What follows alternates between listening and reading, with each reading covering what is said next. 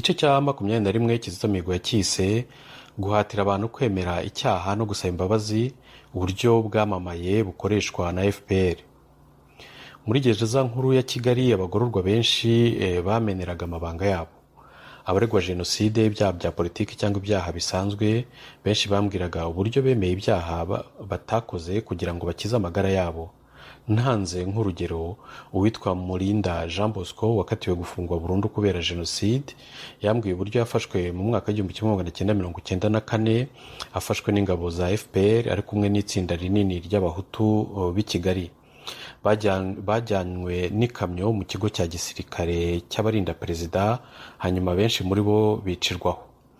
Mbere y'uko batangira kubaza Murinda, umusirikare umwe wa FPR amukubitana imbaraga nyinshi inkoni mu gituza, amusaba kuvuga amazina y'abantu yishe. Nagombaga kuvuga urutonde kandi rurerure kugira ngo mbashe kubaho. Nuko avuga amazina y'abantu bo mu muryango we, ababyeyi be, abavandimwe be na bashiki be, kandi nyamara barahunze intambara bakajya muri Kongo. Bari bazima. Hanyuma bambajije uburyo nabishe, nsubiza ko nakoresheje imbunda.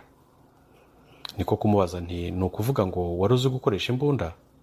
Nawe aransubiza ati, nabyigiye aho. Kubera icyo kinyoma, Jean Bosco Murinda yaje kurokoka. Nyuma y'imyaka mike, ubwo inkiko gacaca zatangiraga, wari uhagarariye umushinjacyaha aza kureba Murinda ngo basubiremo ibazwa rye. Uwo mushinjacyaha yari yaramenye ko abantu bivugwa ko bishwe na Murinda ari bazima. Kuri we byaragaragaraga ko uwo mugororwa nta kindi yakorewe usibye iyicarubozo. Yongeye kubazwa, Murinda yongera kwemeza ko yabishe akoresheje imbunda. Umushinjacyaha mu gutangara ati, ariko bwana, aba bantu nabo mu muryango wawe? Undi aramusubiza ati, yego ndabizi. None warabishe? Undi nawe ati, yego, kugira ngo nkize amagara yanjye. Umushinjacyaha akubita igitwenge ati, baracyariho kandi nanahuye nabo.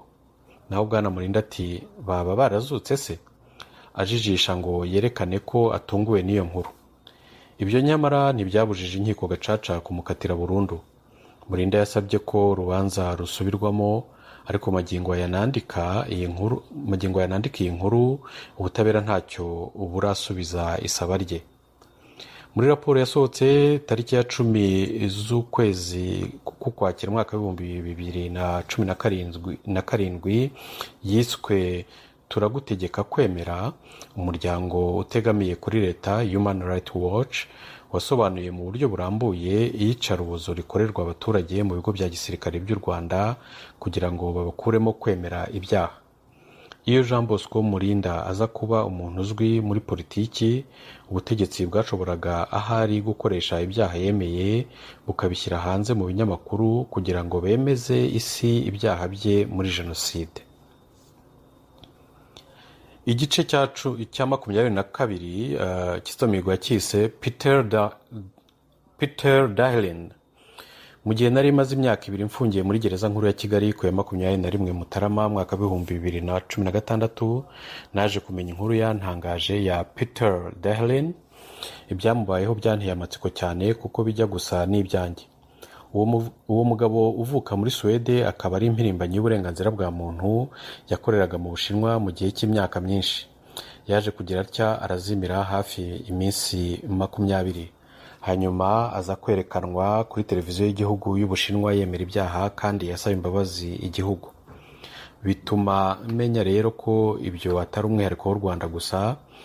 Mu nkuru yacyo yo ku ya 21 Mutarama mwaka w'2016, ikinyamakuru La Croix kivuga ko mwene ubwo buryo bwo kwemera ibyaha mu ruhame bwakoreshwaga mu Bushinwa guhera mu myaka y'1960 mu gihe cy'impinduramatwara ishingiye ku muco, aho bategekaga umuntu kwemera mu ruhame ibyaha akenshi yabaga atakoze, hanyuma akanasaba imbabazi.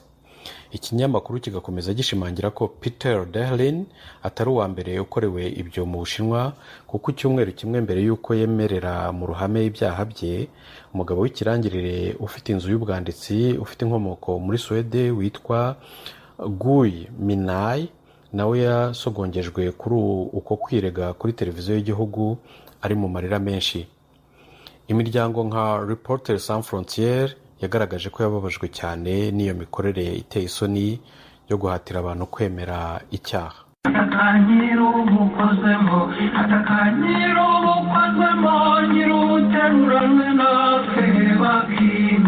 Igice cya 23